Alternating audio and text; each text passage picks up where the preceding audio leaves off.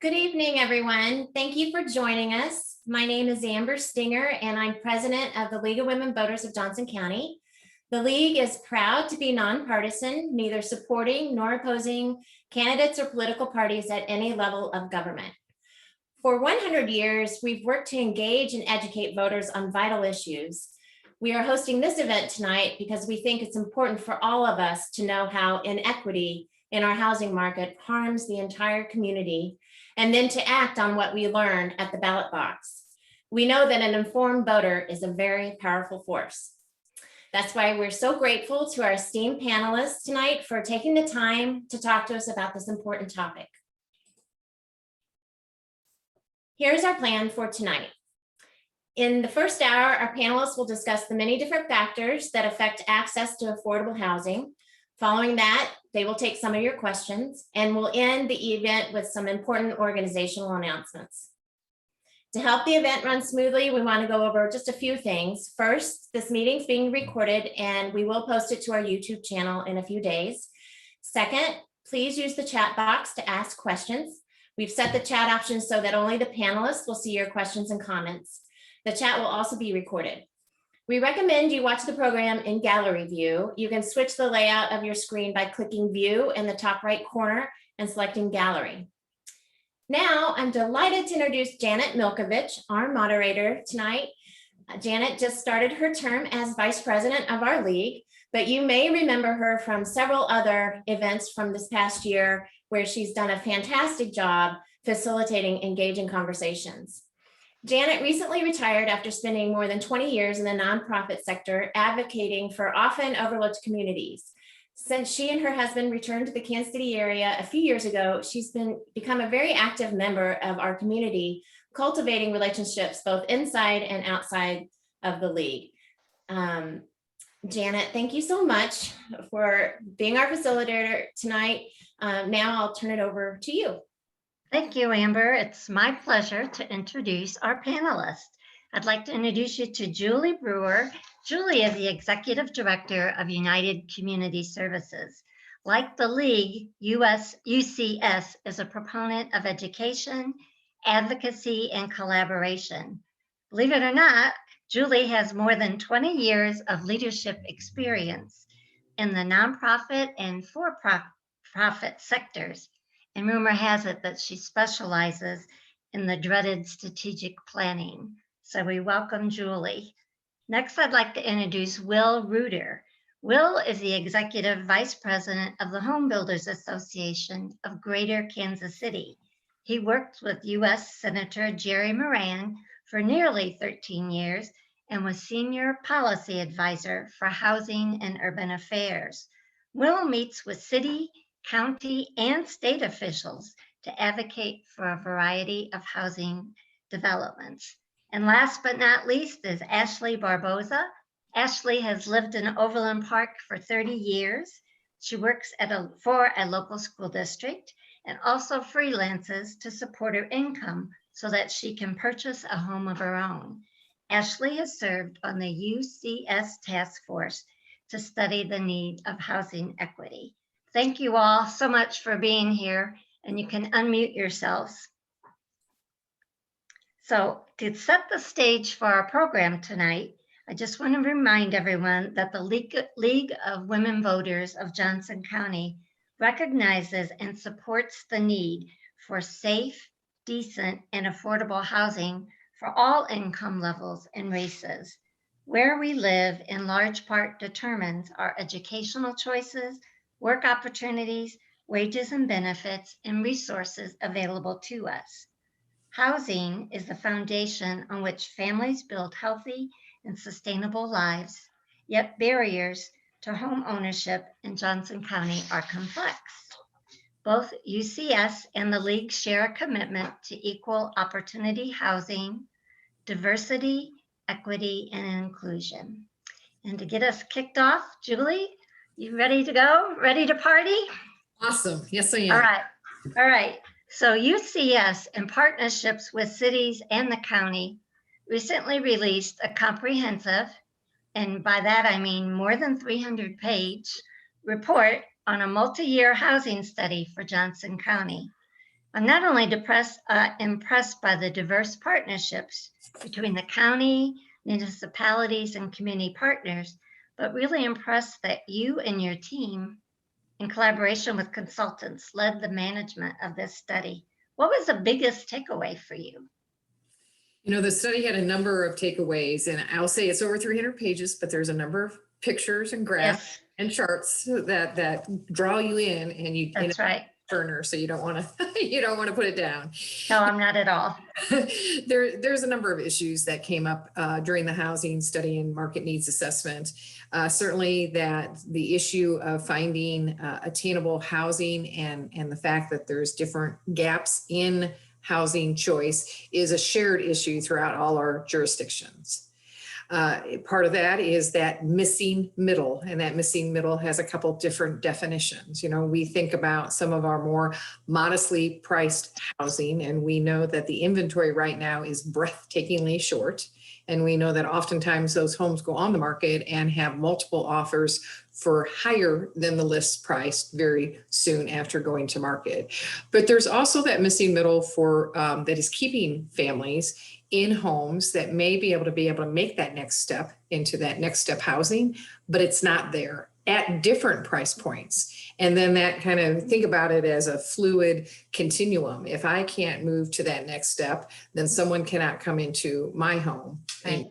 And my home being that next step for someone else. And then finally, you know, that continued growing gap between wage and income growth and housing growth. We recently shared in a number of presentation that housing increase just in a 4-year period was over 19% for our housing costs countywide, whereas many of our jobs, say in education, in public safety, in healthcare, some of our jobs around food prep and customer service really are growing in single digits as far as wage increase over that same time, not double digits. Right. And I want to go back to your study. Not putting it down at all, because I got it the day it was hot off the press, and I went through and highlighted because we're all very interested in this topic. So it's an amazing study. Even though you spent this number of years working to gather this information, your work is still not complete. I understand that a housing task force is underway. What does that entail, and how can the League of Women Voters be a part of that? Absolutely. I'm going to take one step back, and I do want to give a thank you to a number of our funders, the Kansas Health Foundation, the Reach Healthcare Foundation, the Health Forward Foundation have all been funding components of what has been called the Healthy Communities Initiative, where housing was identified as the priority health issue, along with our cities and our county investing in the housing study and task force. And Evergy has put in dollars into this work as well. So we knew when we were doing the study that we wanted to be able to seamlessly move from study to a task force approach. We didn't want the study to collect dust, and we didn't want to have a pause in momentum. So we were already organizing, as a matter of fact, in our our resident survey around housing that was released last summer. There was even a question of you could sign up. So we had more than 4,600 respondents to the survey, more than 100 signed up indicating they were interested in being part of the task force. More than 200 registered, and we've had our 4, what we call our large group prospective panels in February and in March, 4 sessions in the evening. And because we were virtual, we could really open the door wide. About 50% of we've averaged around 100 participants per event, and about 50% of our participants have been residents. So this work will lead to what we call a housing toolkit. Neither the study nor the task force and recommendations was ever meant to be a one-size-fits-all. We have 20 jurisdictions, 19 that have residential land within Johnson County, some as small as 195 residents and as large as 200,000 residents. So it's not a one-size-fits-all, and that toolkit will have that flexibility. And really, when we think about what's those next step for residents and for groups such as the League of Women Voters, who is such a large and important community advocacy group, is really around the number one goal that came out of the housing study was around generating housing advocacy around this issue. We know to really get something across the finish line is going to take all of us. It's going to take intentional planning and active development engagement by the jurisdictions. It's going to take investment and participation in solutions by employers, financial institutions and investors, developers and builders, that shared risk between public and private partners. It's going to take elected officials' willingness to work towards solutions where the seeds may be planted while they are in office, but not bear fruit until after they're out of office. And it's going to take us as residents. We need to be willing to see the big picture, including if I want amenities and walkability, increased housing density and types of housing is needed. It's that needed ingredient to get to those amenities, not only to have the necessary populations to support those businesses, but also to have the housing solutions and options for the people who will work in those businesses. And finally, we need the willingness of residents to support our elected officials who are playing that long game to ensure a vital future for our communities. Thank you. And it's very reassuring to hear you say that the report is complete, but the work is not finished. And the fact that you're developing a toolkit that you can share with your community partners, such as the League, that we can keep the momentum on this project. So thank you for that. Now, Ashley, you work for a school district located in Johnson County, and you also freelance. And you have been attempting to purchase a home for the past 5 years. What's that experience been like for you? It's definitely been a rocky road so far, to be very honest. I know that seems like a really long timetable. Part of the length, I would believe, is just kind of my price point. And I'll be very frank, my price point is under $200,000. It's probably more like 150, to be very honest.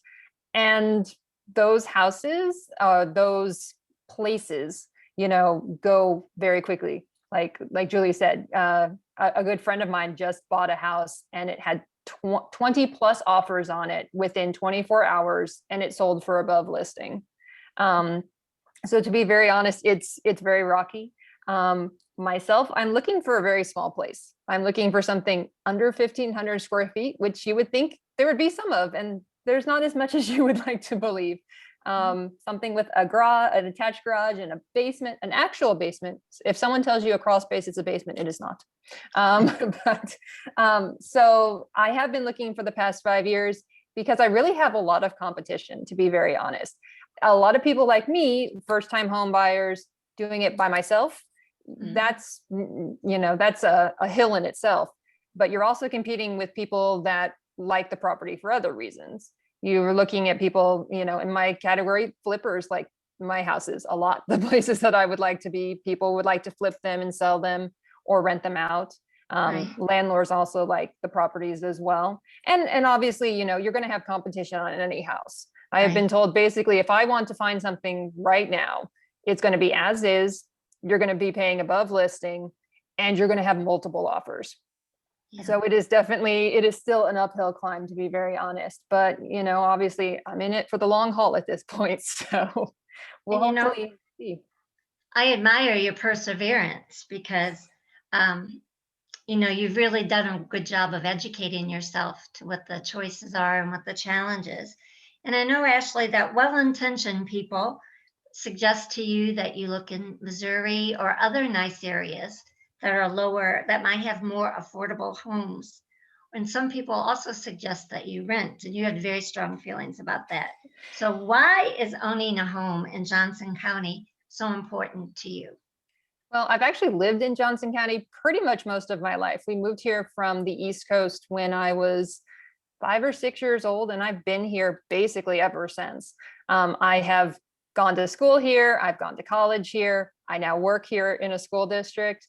I really do want to live where I work, close to where I work. I like, Johnson County. I mean, honestly, when people say, well, you could move elsewhere or you could move someplace else. And I'm like, I do like Johnson County. I like, You know, where we live, we have 4 very distinct seasons, and some years we only have 2, spring and winter, but you know, it's still good overall.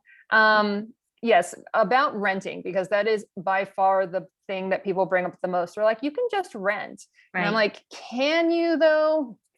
Renting is the issue I have with renting. And again, it's personally, it's not for me, but I can understand why people do rent. With my price point, it is very hard to find something in Johnson County in my price point. A lot of the places around here are more, I guess they're called luxury apartments. And those are great. They have great amenities, but I cannot afford them on my salary. Right. You know, and the other issue with renting for me is that money will never come back to me. If I rent, it digs me in an even deeper hole to try to Yeah. find a house. Right. So to be honest, it is appealing for some people, but for me, it's definitely not an option. And you had mentioned as a single career person, you know, you really want to invest.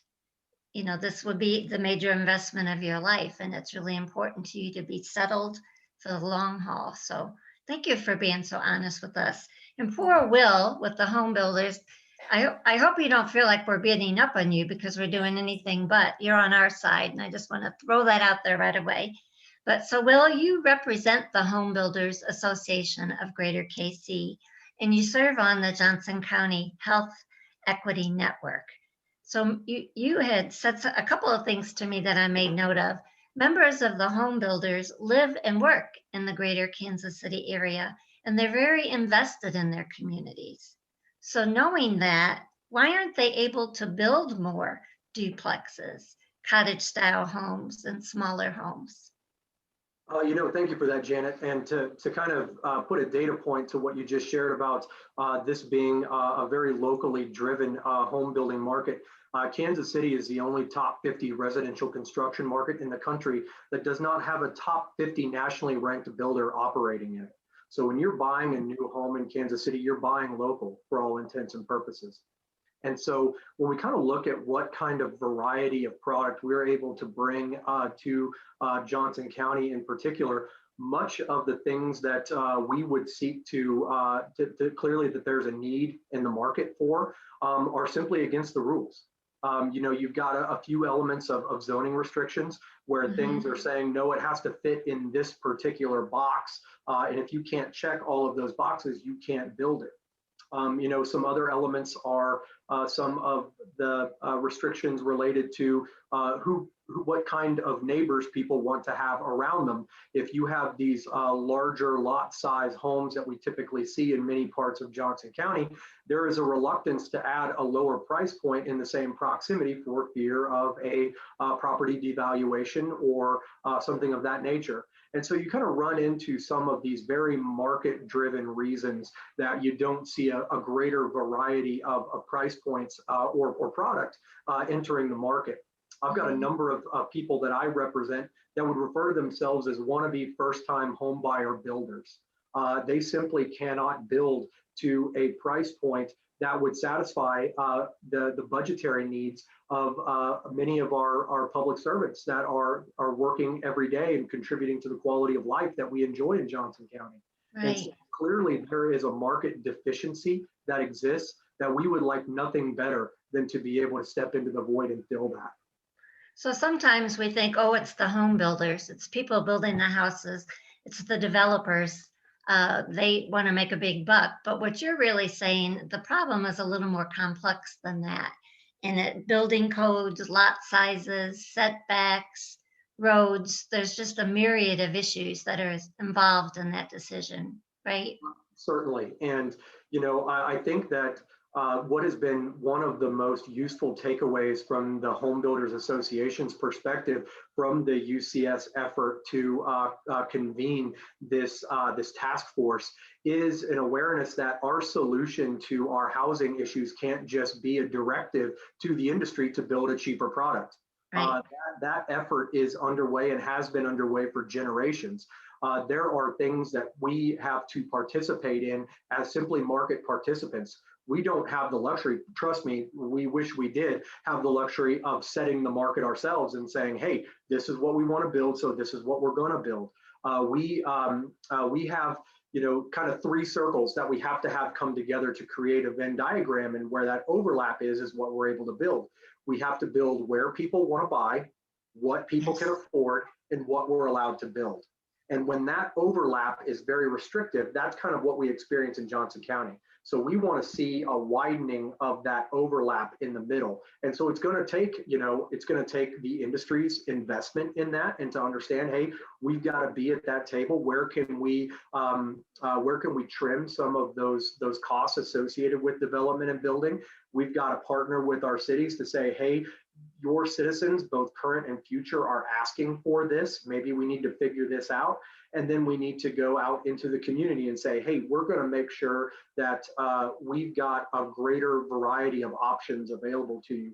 Because at the moment, it seems to be more of a binary choice in Johnson County. You either get a big house or an expensive apartment.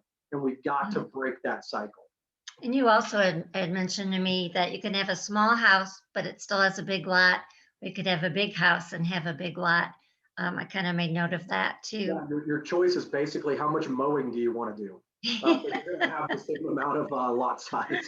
Well, and I think you said, I'm going off, going ad hoc here, but I think you also said like the average lot price in Johnson County might be around 100,000.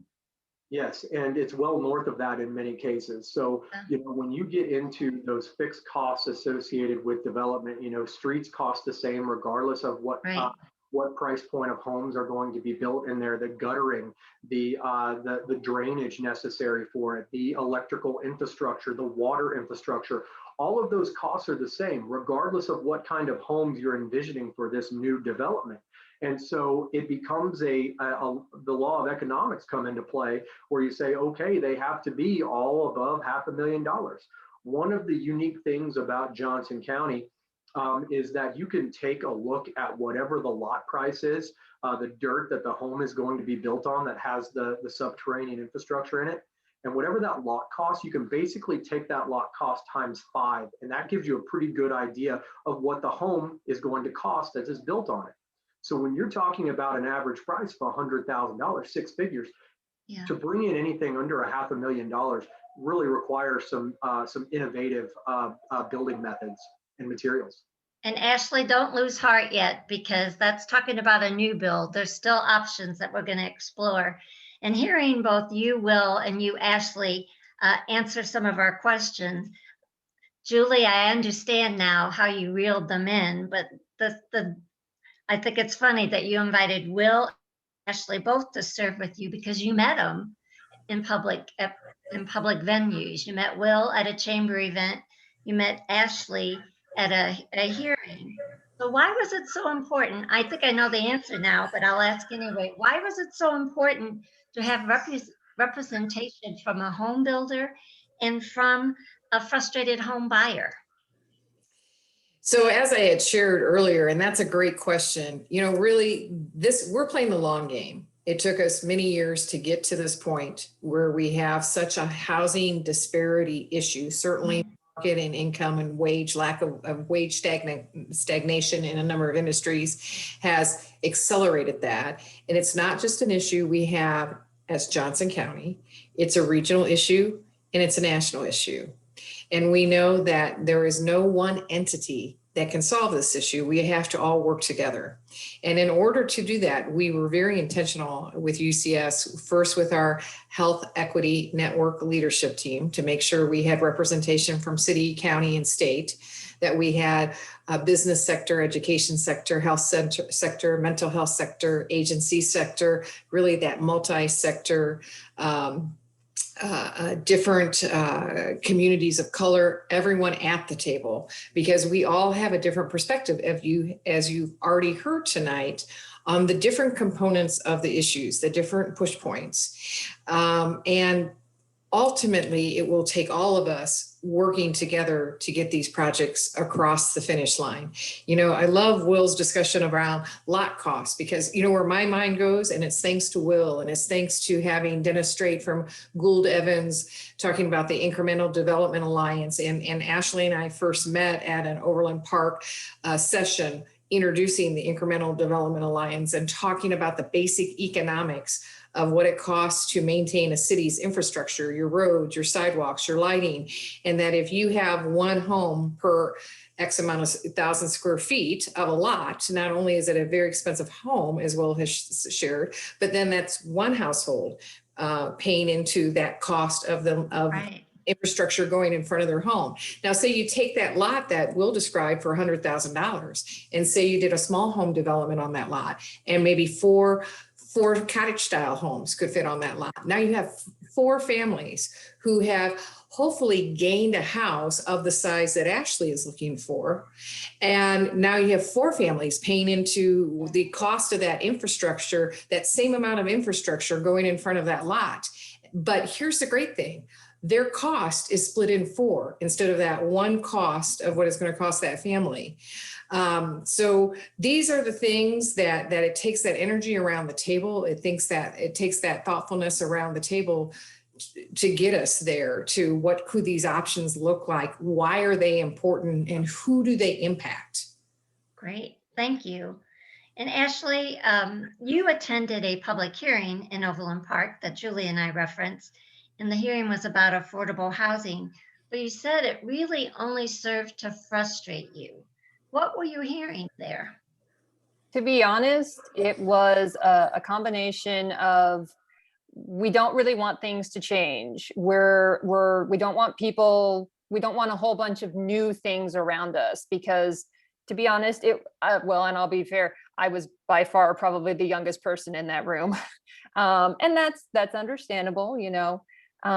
What I was hearing though, is people were worried about their property tax. People were worried about, this is going to make my life more difficult, even though for somebody else, it could be opening up a whole new, you know, wave of possibilities. Mhm. To be honest, it also just kind of made me feel like people didn't want people working and doing service industry jobs, working in education, working in those places, living in their neighborhoods, living around them, living in their cities, basically. Actually, I had, there was someone next to me, I believe it was a realtor. And I told her what was going on in my price point. And she basically said, you need to stop looking around here. You just need to go look in Missouri or go look somewhere else. It actually echoed back to something I learned fairly recently when we moved here. We worked with my family, basically my grandparents, and we got to build a house. But when I found out that the realtor said, you shouldn't be moving here. You're going to make your kids disadvantaged if you move here because you can't afford it. And it really made, at that point, my mom think. But she goes, I want to be here to get my kids a good education. These are all excellent school districts. All of the school districts in our county, you know, are great places for kids to learn.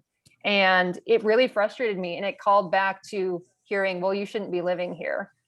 Why shouldn't I be living here? There's no reason. You know, having a group of people in my age or younger or older moving here brings new possibilities for our cities, brings new, new changes, new restaurants, new businesses. If you tell us to move, then are you just basically saying you don't want anything to change? I mean, that would be unfortunate if that's the way we look at things. That breaks my heart to hear that. And it's also just a note to self. Don't be afraid of change. Now, don't get stuck in our ruts and think things have to be one particular way. And boy, I'm really glad you stayed, because you've invested your life back into the community, into the school district. And I thank you for that. So Will, I wanted to go back from Ashley. We kind of talked about the cost of building houses. Yes. And the price of lots. So I'm going to flip back over to Will for this one. In your nearly 13-year service to Senator Moran, Will, you really honed your skills in advocacy and education. So as the executive vice president of the Home Builders Association, you mentioned you spend the majority of your time speaking with city, county, and state elected officials to advocate with them about the need for a variety of developments. So I wrote down that another quote from you. I just took all kinds of quotes from all three of you. But Will, you said, having a lack of affordable homes perpetuates a cycle that prevents home ownership. And are the elected officials you meet with interested in building more affordable homes?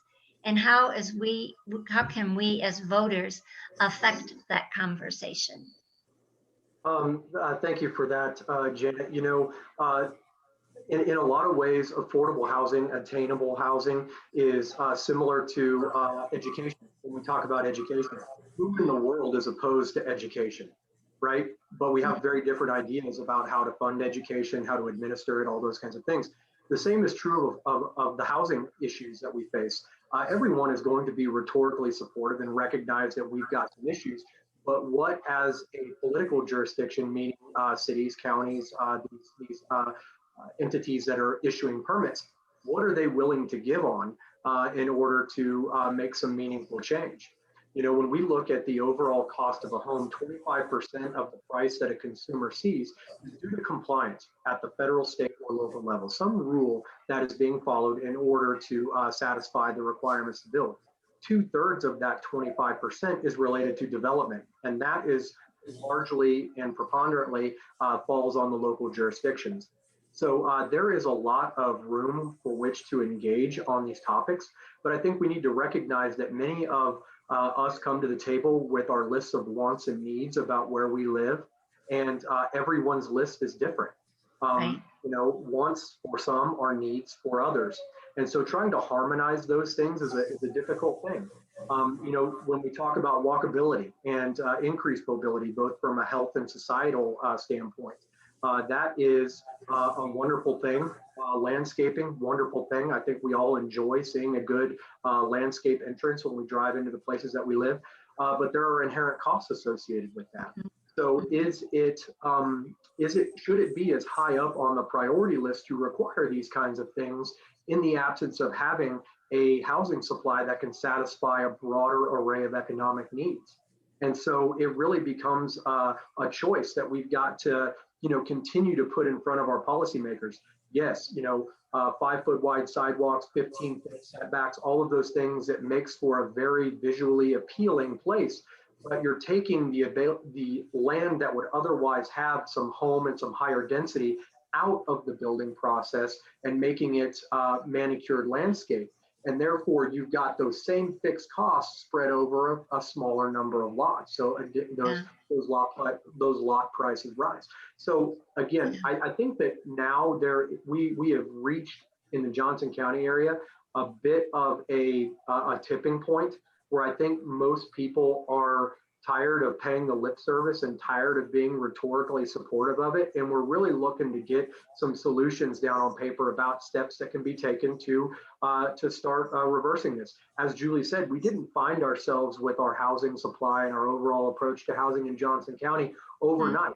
And it wasn't one decision by one county commission or one city council at one snapshot in time. It was a series of aggregating decisions that have compounded over the years to give us the market that we have today. So I think we also need to approach this and temper expectations a little bit, saying, we're not going to be able to go out and adopt a new housing policy that's going to reverse overnight where we found ourselves. We're going to have to be intentional about this and say, this is going to take work, and it's going to take work every single day. Every planning commission, every developer, every builder, every consumer is going to say, that's the way we used to do it. This is how it got us here. We've got to not necessarily reverse course, but certainly change.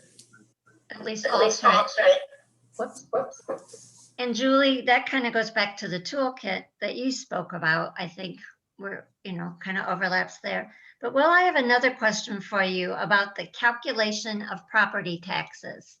And you said that could help first-time home buyers. Is Senator Karen Tyson a champion for tax help for home buyers? So Senator Tyson has introduced a piece of legislation the past couple of sessions, and it got through in the month of March and was signed into law by Governor Kelly. What it did was it removed the property tax lid that we saw on a lot of different jurisdictions across the state. And what it also did was it expanded the ability for people to make partial or incremental payments on their property tax liability. So prior to this legislation having passed, you know, if you didn't want to be delinquent in your taxes, you had to pay for that all at once, or, you know, put it in escrow and do those kinds of things. Now, there is an ability for county treasurers to accept partial payments on property taxes over the course of a year in the absence of an escrow, in order to try to keep mortgages low, monthly mortgage payments low. So, you know, I think that whenever you get into a property tax discussion, the legislation is always less interesting and less impactful than the actual implementation and the administration of it. So with that being brand new, that's something that we're certainly going to be engaging with at the county treasurer level to ensure that this is not disproportionately impactful in a harmful way. That we continue to make sure that the amazing services that we enjoy as Johnson County go on interrupted, that our award-winning education system in Johnson County is not disrupted and in fact enhanced in some way. You know, we're obviously a building and development organization, but we are at our core a quality life organization. Most people, when they think about how they feel about their own financial situation, if they're a homeowner, it really is based on, you know, that level of confidence is based on what their house is worth. And so we understand that, you know, everyone has to have a place to sleep at night. The higher rates of home ownership you get at a wider variety of price points is going to have benefits up and down the value chain of a person's life, including as they approach retirement age. They've got stronger equity positions. They've got higher levels of savings. And they have this appreciable, tangible asset that they can divest themselves of and continue to live a high quality of life. So property taxes is something that we as an organization have to be very attuned to, because you know, when you look at the sticker shock that many people experience with new home construction, it's sometimes the biggest surprise isn't necessarily how much the house itself costs, it's how much it costs to stay in it. And so we want to make sure that, you know, there's people aren't priced out of the place that they live. I think the lesson to me here is that we do have people in the legislature that are aware that that residents are struggling, and Senator Karen Tyson is one of those. So we just really all need to keep in touch with our elected officials and let them know what our needs are. So thank you for that. So Julie, I'm going to come back over to you to talk about tools available to cities. One tool that I was fascinated to read about is land banks, especially in urban areas with older buildings in need of major repair. And I read that the goal of a land bank is to help with the creation of opportunities for affordable and mixed income home ownership. So both Olathe and Overland Park have land banks that are responsible for acquiring and maintaining and selling abandoned property. But here in Overland Park, the board is not currently active and holds no assets. So what can we do about that? And what other tools should we be looking for?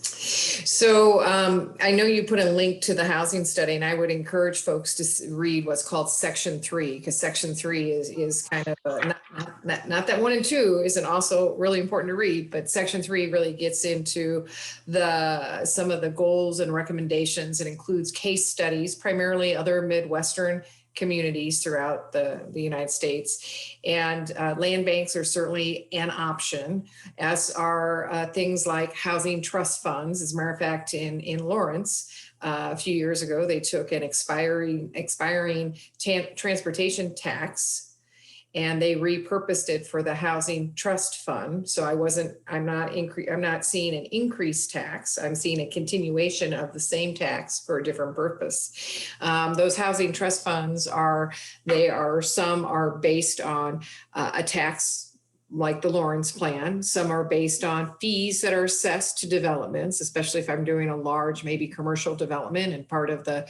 commercial development includes a square foot fee, and that fee goes into a trust fund to get to attainable housing. Some of it is a combination of those fees or a tax and private donations. So that's certainly an option. There are a number of different private public partnerships, from everything from, if you think about a land bank, it's the ability for a city to identify some land and to price it at a very nominal fee to attract a developer to develop a certain type of development. So if you think about one of the things that was shared at the Home Builders Association annual meeting at the beginning of this year was really where do we see nationally some trends going? And one of the trends is around retail space. And if we already knew that more and more folks were making retail choices with their fingers online than with their feet into stores. And the pandemic certainly maybe accelerated that trend.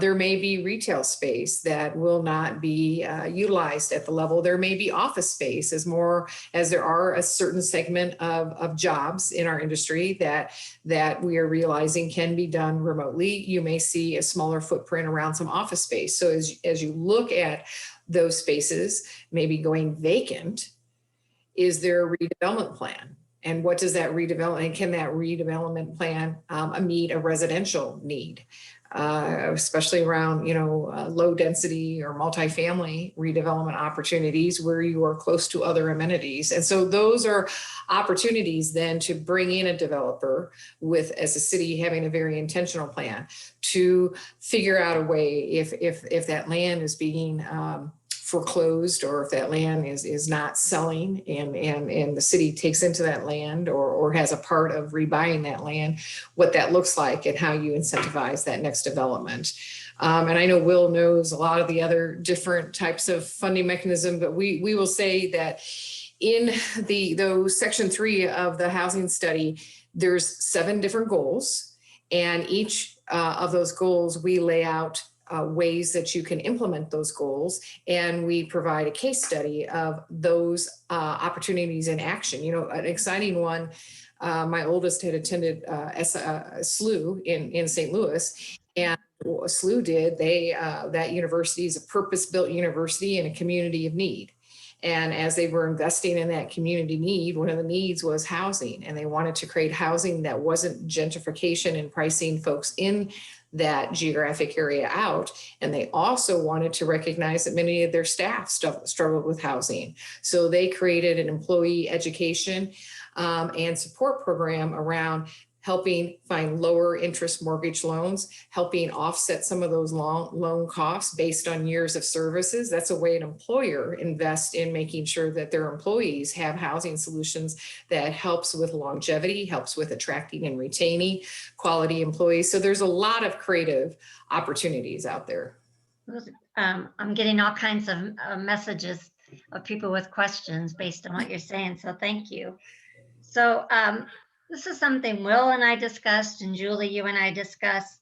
Home ownership for communities of color has remained flat over the past several decades, and UCS has developed a theory of action to share data that helps people understand the history and the current state of racism and racialized policy in Johnson County. Did your study find that people of color are disproportionately impacted by the lack of affordable housing in Johnson County? So before we ever launched the housing study, we did a year of research and community listening and data analysis to identify housing as a priority issue. And we were tasked with identifying a priority issue and a priority population. And we identified the priority issue, but there were so many different populations that were impacted by this issue that we wanted to lift it up and really look at it for all ages and stages. Certainly in that data analysis phase, our communities of color are disproportionately impacted in their housing. As a matter of fact, I put into the chat a link to a YouTube video, a short short video that the Johnson County Department of Health and Environment, the Johnson County Museum, and UCS collaborated on around the history of segregation in housing in Johnson County, and really what that impact of the past looks like is part of our story of today. And just as the impact of the past and the actions of the past were very deliberate and intentional, so too our choices and work today has to be very deliberate and intentional. We did a 10-year look back on housing ownership by race and ethnicity in Johnson County. And so over the last 10 years for our Black population, home ownership has hovered at that 30% and has gone down a little bit. For our Latino Hispanic population, it hovers at that 40% over the last 10 years. And for our white population, home ownership is about 70% of our white community are homeowners. So that really demonstrates we haven't been moving the mark on that. So that footprint from the past is still here today. And so what can we do intentionally when we're thoughtful about this issue to address that and change our future so we don't see 10 more years of very little movement when we look at the disproportionality of who is successfully being able to be a homeowner in Johnson County. Thank you for that. I was on a meeting earlier today, and we were talking about how do we respond when people say, well, that's the way we do it, or that's the way it's always been done. And our question as a league is, how can we as League of Women Voter members move the ball forward, keep the ball rolling forward? And that's what you're talking about too. Well, here's a very important data point. One of the other things that we look at is we look at the diversity in our population by age. And so when you look at that by age, the diversity of our 0 to 5 population is much more robust than our diversity of our over 65 population. So our future is diversity. Our question is will we be able to retain our future in our community? And it will be to our detriment if we cannot. We've heard Ashley talk about being a lifelong resident of Johnson County and what that means to her. And it makes me reflective of many of us who are very much committed to our hometowns. And that's where our support system is. That's where our jobs, that's what we know. That's, I want that type of pride in my community. That's where you have people who are actively engaged and participating in their community because they've set down roots, they've formed relationships. And when we think of folks who are hitting barriers and we think of the social determinants of health, and that 50% of health is our physical environment and our social emotional connections and supports. For many of us, the fine line of being able to move into stability and start that next chapter of our lives is having that support system, that soft place to land. I think of my own situation out of college. I graduated during a recession, but the differential between housing and income was much lower back at that time, 30 plus years ago. And I was able to, literally, my apartment was one step up from the rent by week listing. But I did my laundry at my parents'. I took many a meal at my parents' because, and it was that support and that access to some affordable housing that allowed me to do the very thing that Ashley shared you can't do today as a young person. And that is go into a renter situation and then build that income and that nest egg to pivot to an owner situation. Thank you. Ashley, you have anything to add to that? No, I think that's very, very accurate. We discussed, I've discussed with my mother and grandmother, when she bought a house and, it was like maybe $10,000. And when my mom and dad first bought a house and it was $60,000. And they talked about interest rates, and they said interest rates when they were buying a house were like 17, 20%. And I go, I struggle looking at the 3% and go, can we make it go a little lower? And you can see how your monthly payment goes down. And she goes, no, this is nothing compared to that. And I go, yeah, but I said also the ability to build and buy a house was so much different in my grandmother's day and in my, when my mom was growing up and now. I mean, now I look, a few years ago, I was lucky to find, see some lots that were well under $100,000, and now looking and so going, oh, look, there's a listing in my price range. That's a lot. Oh no, that's not a lot. It's not a house. It's that sort of, the price differential is so different too. Even when I first started, and there were, a few years ago, looking and saying, okay, I was seeing stuff in the low 100s, and it's a lot harder to find anything in the low 100s now. That is definitely, and that's, part of that is just how things are from, we're, differencing and just basically the economy and everything too. But it does make a hill a pretty large one to look at. Right. And Will, you and I had talked about ways that developments can price people out. And you mentioned earlier, larger entrances to the neighborhoods, or more shared property that's for decorative value.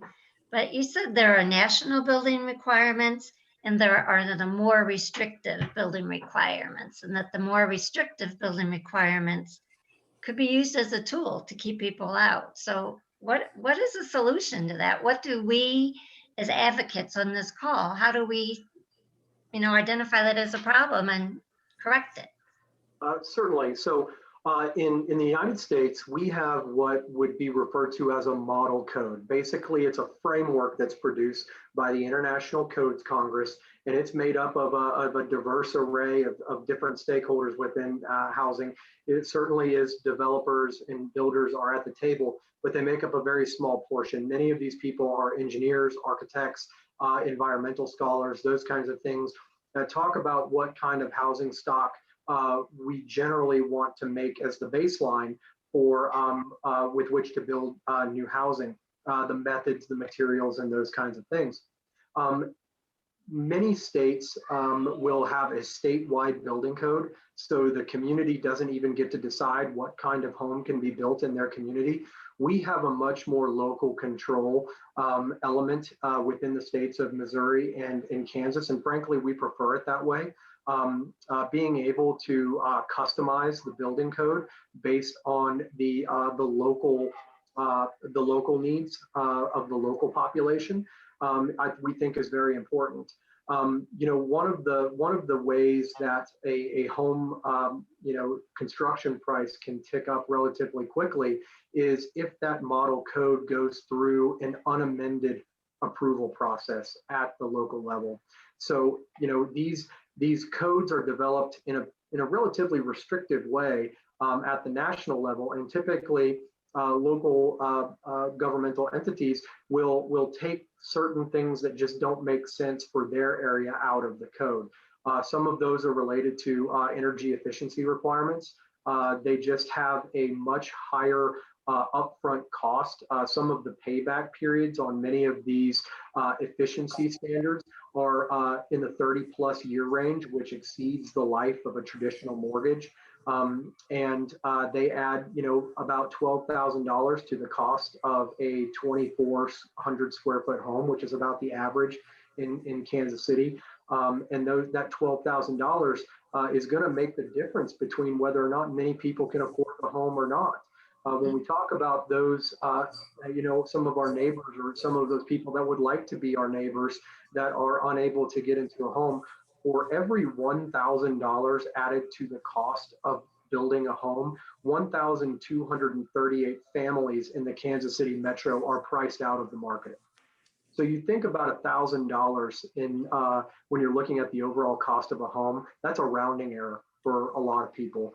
But for more than 1,200 families in Kansas City, it means the difference between being able to get into something new that is more energy efficient than anything that was built 10 years ago, let alone 20, 30, 40 years, and staying put in an underperforming home, particularly families with children with asthma. We've seen, quite a bit of ventilation issues in older product. It does have these tremendous health impacts. And so when we advocate for building code modifications, we are doing so with the motivation that we want as many people to be able to afford this product as possible. And so it goes back to what I was talking about earlier related to wants versus needs. Are some of these items necessities, or would they be nice to haves? Because if you think they're nice to have, or you think you need them, it may crowd out a group of people that would otherwise be in the market for it. And so we really do have to be very conscious as an industry to make sure that we have a broader pool of people that can afford our products. And many of those decisions get made for us. And so, there are 57 permitting authorities in the Kansas City Metro. So 57 different entities issue building permits. And so we have to have a relationship with all 57 of those people. And we go in and we provide consultation on the rules and regulations associated with what it takes to build in those communities. And so typically we're on about a 6-year building code cycle. We update our building codes every 6 years.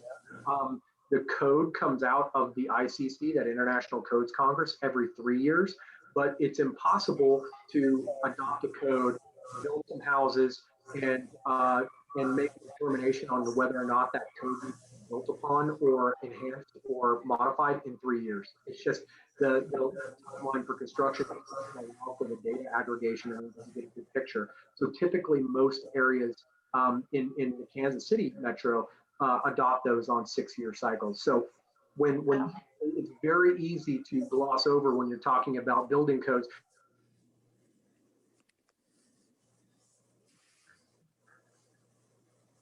I think R16 or R40 insulation. I mean, you can get to R16. It means you got to use a 2x6 instead of a 2x4, which is going to increase your lumber package by $12,000. So that's what I mean about, these very, what would appear minute things. We all want homes to be more energy efficient, certainly. right. If we don't allow the house to breathe, we will get radon accumulation in the home. And the house has to be able to breathe. So then we literally have to cut a hole in the roof to add a passive radon monitoring system, which is another $500 cost. So it compounds. There's so much to take in, and we can't possibly do it all tonight. But I'll tell you what, we've covered a lot of ground, and I thank you all so much. I'm prepared for this call, but I'm still taking notes and thinking, wow, there's so much to learn. Are you ready to take some questions from our participants? Yes, please. One would be, what kind of zoning proposals should we recommend? Or should be recommended? I know this was a very frequent topic within the housing task force, both in the small groups as well as in the broader group. Basically, what we need to do is I think as a county is break the cycle of R1 and multifamily, and everything else is on the periphery. I don't think anyone would say that you just should be able to build whatever you want, wherever you want, however you want it. That's not something we would ever want either. That is a recipe for disaster. But what we would want is, a more intentional process, because there is not a lot of incentive in the development and building space to innovate, because it takes so long to get new novel ideas through a planning commission, a county commission, a city council. And so we do find ourselves out of necessity in a rinse repeat mode with the things that we're trying to build, because we know we're going to be able to get them through with some modification and knowing where, the increased costs are going to come from. But the absence of that, being able to say, no, we're going to do 40-foot lots. We're going to do a mix of duplexes, townhomes. There's going to be some rental units available. And there's going to be some single family, and there's going to be an array of price points from $250 up to $550. So everyone is living together. Everyone's going to the same neighborhood school, all of those things. That gets punished in some of these city processes because it's different. And I'll just, and Janet, I'll just chime in. So Minneapolis so they're a year into this now, but last year, I believe it was the end of 2019, if not the end of 2018, it starts to blur. they were one of the first communities in the country to get away rid of single family only zoning. They had gone through a statewide housing study and a statewide task force, and then at a city level, and that things they identified.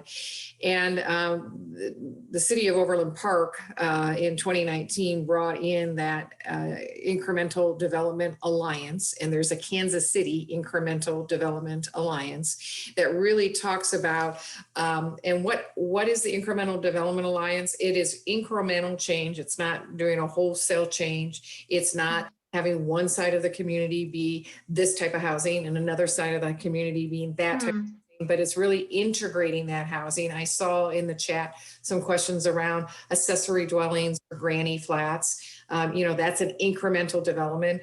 When we think of some of our cities in Johnson County and the refreshing of downtown areas and trying to refresh and bringing those businesses that not only retain the residents in their own community, but also attract other residents, some of those downtown areas would be prime for that storefront on the main level. And then on the second story, allowing the family who opens that business to live on that second story. That's an incremental development change. And I had the pleasure of sitting on the Overland Parks strategic planning process, Forward OP, and we did quite a bit of listening sessions and resident surveys. And in the neighborhood section, two key ideas came forth.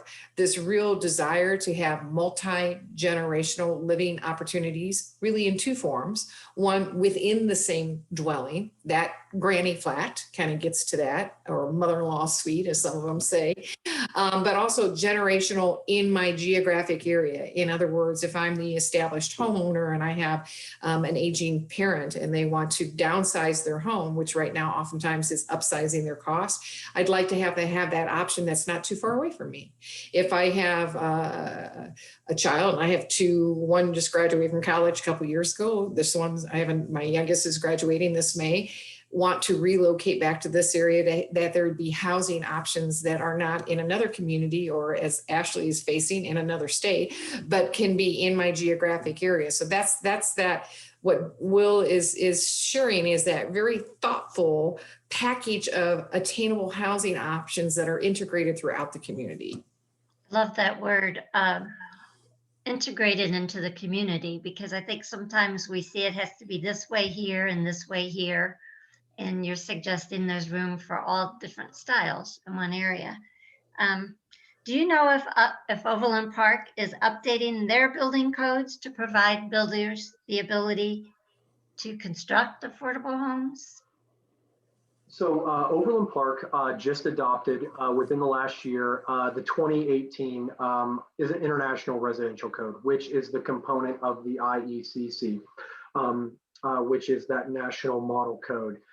There is a desire on the part of some in the Overland Park City Council to reintroduce that unamended code and bring in some of those elements that we were hopeful would stay out of the code. The things that some would like to see built in Overland Park, to make standard in all new construction, electric car charging stations. I think that's an increasingly attractive option for many people. But when you look at the probably the $10,000 cost, or just shy of that would add to every home, is that an appropriate thing to make the baseline? I think those are all conversations we need to have, and for this group to think about is, those are commercially available. Those can be put in any new home for anyone that wants them put in. You can also have your garage retrofitted. You'll probably need a different, some different ampage in your panel, but that can be accomplished. So there are trends in the area that are not necessarily looking to add more affordable building code options. In fact, many of the things being talked about at the local level in many communities is stuff that's going to add the baseline cost. Right. So, Will, you can decline to answer this, but you said there are some people in the Overland Park City Council that are favorable, and there are some that are not favorable. Do you It's like every council, really. Everyone brings their priorities to the table, and you get one vote, yes or no, basically. So it's trying to harmonize all of those priorities. And I've been with the home builders for a little over 2 years now, and one of the things I made clear to my staff and to my membership is that we're not going to be an adversarial organization. This is going to require us to look in the mirror every once in a while and see, what our reflection really is, and whether or not we're doing things the right way. So that's uncomfortable to do, certainly for a new guy to come in and say. But I think that that's the way it has to be. And so we're also not an organization where we're going to say it's our way or the highway. We know that there are competing needs within the community that our industry cannot serve at the moment that we want to serve. And so we also know that we've got to broaden our understanding of the communities that we're in, and make sure that we can keep Johnson County the place that people aspire to live in. I grew up in a tiny town out in Western Kansas, and this was the city on the hill. I mean, this is, you made it when you made it to Overland Park. And so, I did a 12-year detour through Washington, D.C., but it gave me some great perspective as to how amazing this place is. That's another whole conversation. Yeah, so there are competing needs within competing agencies. The council to try to harmonize all of that. I think the takeaway then, because you said it, the conversations happening at a city council level. So for everyone that's on this call, we just need to pay attention and let our city council members know what's important to us and pay attention. And if anybody is trying to push through ordinances that we disagree with, we just need to speak up. And same thing with the planning commissions. They're open to the public. Unfortunately, in Overland Park, they're during the week at 1 o'clock during the weekday, but we all have that opportunity to get involved. So Janet, if I could chime in on that, of course. so often, because I have the pleasure of attending a number of city council meetings throughout the community on a number of issues, and so often what I see are those or folks coming out when I don't like something. I'm going to make my voice heard that I don't like something. But there's many things that it would be very helpful that if you like it, we need your voice as well. Right. There's many a plan that's come before a number of our communities around multifamily housing that only heard the I don't want it, the not in my backyard. And if you're favorable, sometimes we think we read something on our city website and we're like, sounds like a great plan. Boy, that'll be awesome. And we stop there. And I would encourage that if they're doing something that you support and you like, that voice is equally as important. Right. Good point. Thank you for that. I know someone else on the call and I took issue with a development that was being constructed without what we thought was the proper channels. But after that was 4 years ago, but we continue to go to city council meetings for the last 3 years. And I just can't believe it, that we're still interested in what's going on. And so to that point, there are a few questions about energy use. Will, you talked about the cost involved with that, but one question says, energy use is so critical for the housing sector, and we have focused on new housing because land costs are supposedly so much less in undeveloped areas of the county.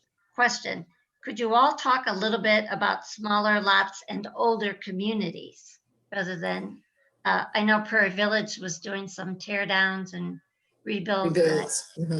I think that's been prohibited to a certain point, right? Well, there's been more, I would say, framework and intentional kind of ruling around that. But if I can jump in first, and then I'll defer to you for the technical stuff. So goal 3 in the housing study talks about retaining and rehabilitating existing home. That's a very important component when we talk about maintaining a housing stock that may be more attainable. We know that that existing housing stock, especially that older housing stock, and actually, when you look at the housing study, the analysis done by RDG, that was our consultant, who, by the way, has also now been retained by the state of Kansas to do the statewide housing study that had not been done in 27 years. So there's a nice continuity in that. Really, for the most part, they found that much of our existing housing stock is in pretty good condition. And so they're encouraging that ongoing, not all. Sounds like Ashley has seen some of the not so great housing stock. But, now you talk about retrofitting homes for more energy efficiency and to shrink your footprint. And that's extremely important. I mean, our environment is addressing our environmental needs is our future. But I will share with you that goal can put us at odds with housing attainability and affordability for moderate income families, because the cost of bringing that house into that more environmentally friendly, which is also, we will say is much more cost efficient, but that cost efficiency is over time. And the barrier is that upfront cost. And so that upfront cost becomes that unclimbable barrier. So you can't really talk to that family about, well, in 10 years, you'll see over 10 years, your energy costs that footprint has really gone down and it's better for the environment. And I agree with all of that, but you have to figure a way to deal with that upfront cost. It will be better for that family and successive families in that home over time to do that work, and it will be better for the environment. But we've got to be creative of how, if that's a value and if that's a priority, what does meeting that upfront cost look like?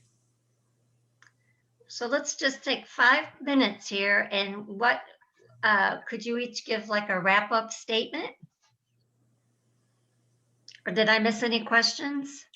There was one regarding a question around what are financing barriers that impact communities of color disproportionately that I'd like to address. Okay. And really, it's systemic racism that has occurred over time has impacted what we call generational wealth.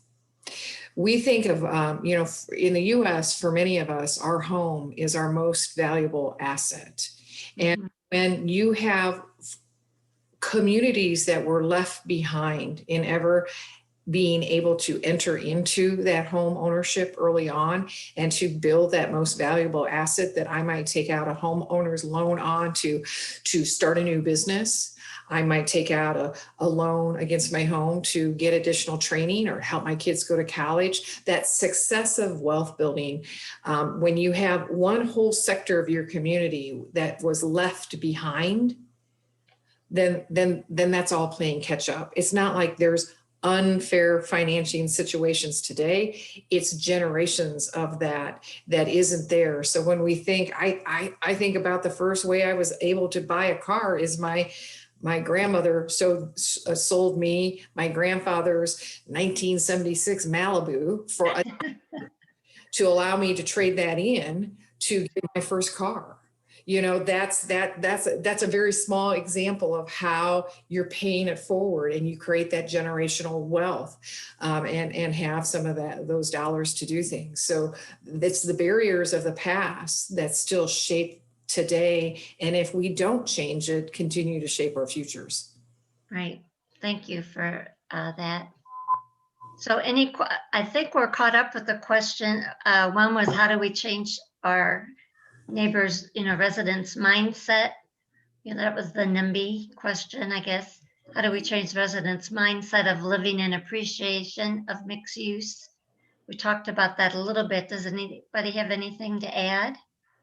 I think, to be honest, I guess it would kind of go with the statement I was going to use to wrap up. But I feel like right now we're in a very unusual time where we could hopefully over the last year, people have gotten very used to their house. They've gotten to know more about their house than they probably ever wish they knew about their house. And so I feel like this is kind of a good jump off point. If people have been living in their house or their apartment and they said, maybe I want something new, or maybe I want something different, I think you could almost say that they're in a mindset to go, maybe I understand what my neighbor's going through a little bit more, or maybe I understand the kid down the street that just got home from college and wants their first place. And they, you know, I kind of can agree with them a little bit more. I feel like with the NIMBY, you know, the not in my backyard, to be honest, I kind of feel like if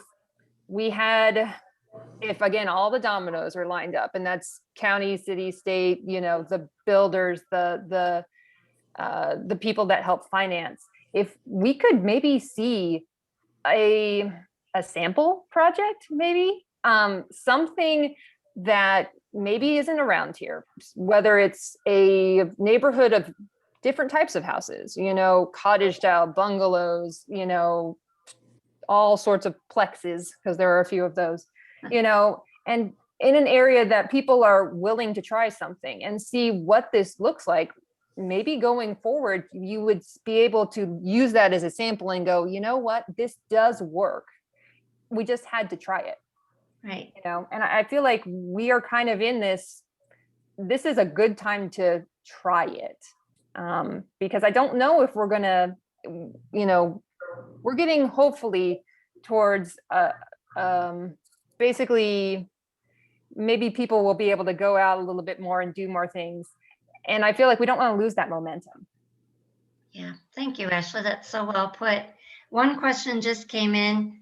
How do we spread low-cost housing all around the county instead of, so that goes back to integrating it into the community. How do we do that?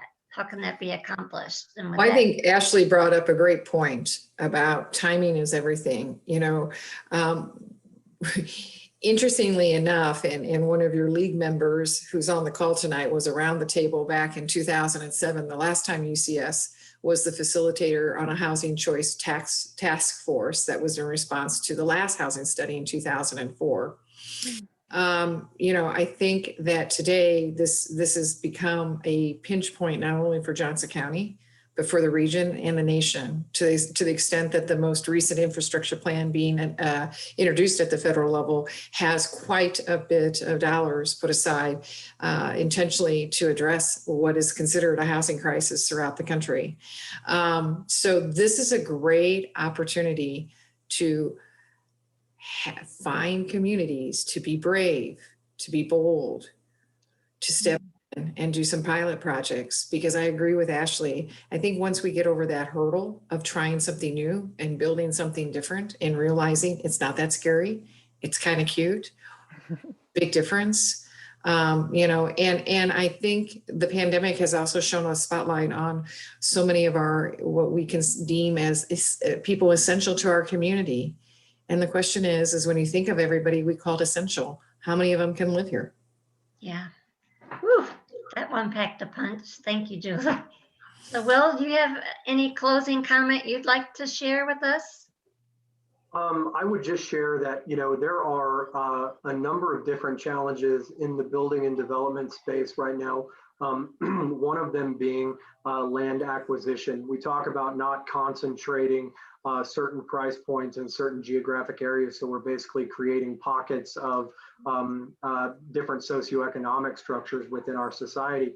And, you know, the further out you go, when you go towards Spring Hill and DeSoto and some of those places, the land is less expensive. And so you can deliver, you know, a sub $300,000 price point newly built home, you know, 1,500 square foot slab on grade type thing.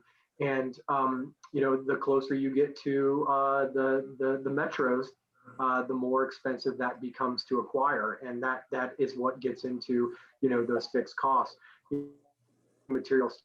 Ashley, don't disagree with you at all. Now is always the best time to do something, because it is going to take so long for it to take hold. You know, being able to start today, knowing that it's going to be a couple of years before you're ready to start rolling through that. You know, in our subdivisions, there's typically 3 or 4 model homes. Those and people come walk through the models so they know what's available in the entire subdivision. You know, having a model subdivision, like not just the home itself, not the one lot where you're coming to look at it, looking at a dozen of them all put together and seeing how it flows. I love that idea.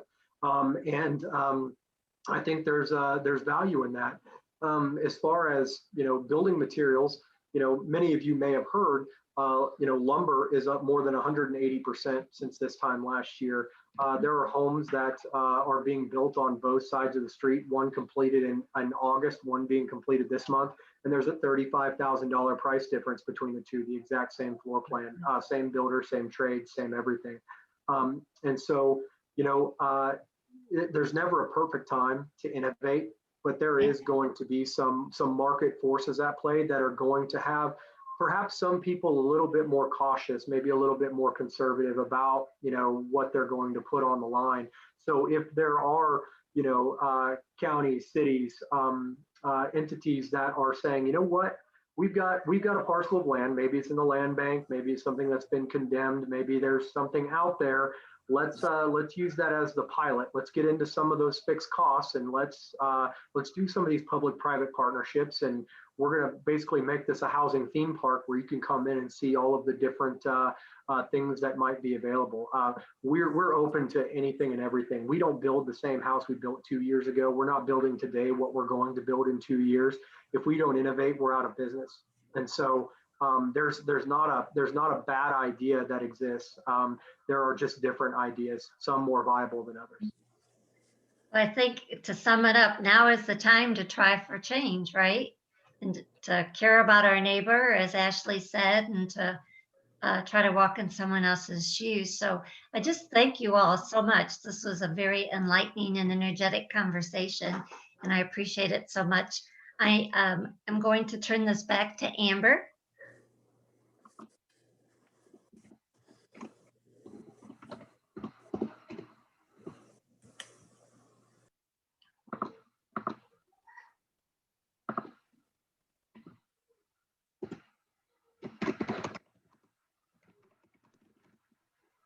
Well, Forgot to thank you. unmute, sorry. That's- Yes. Yeah. Anyway, thank you to Julie, Will, and Ashley for sharing your perspectives. It's such a vital issue, and you've shown how it affects all of us.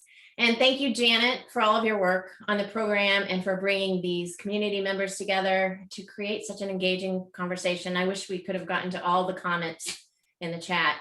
Again, our hope for all of you attending is that you will use what you've learned tonight to inform your conversations with your elected officials and decisions at the ballot box. Before we close, we want to make sure you know about 3 other opportunities to learn and grow and make your voices heard. First, the National League is planning the April 29th Day of Action to highlight our redistricting efforts across the United States. The State League, People-Powered Fair Maps Planning Committee, realized early that our state had enough energy around this topic to offer members a whole week of virtual events that you can attend from the comfort of your own home. The final details are being planned, so please watch your email for ways to register and participate. We'll kick off our week of action activities at our virtual state convention. For more information on the convention, please go to LWVK.org. Next, on Saturday, May 1st, we'll delve into how best to serve our youth who make mistakes. Our panelists include Barbara Straub, Director of Communications with the National Association of Shoplifting Prevention, Daryl Burton, the founder of Miracle of Innocence, and Laura McDonald, Executive Director of Metro Organization for Racial and Economic Equity. And then on May 6th, Derek Donovan, Community Engagement Editor of the Kansas City Star, will lead a lunch and learn workshop for members about how to effectively express your opinions, perhaps about affordable housing, through letters to the editor. You can register for both these events at LWVJoCo.org. Thank you again, everyone, for joining us, and we hope to see you again soon at another event. Have a good evening.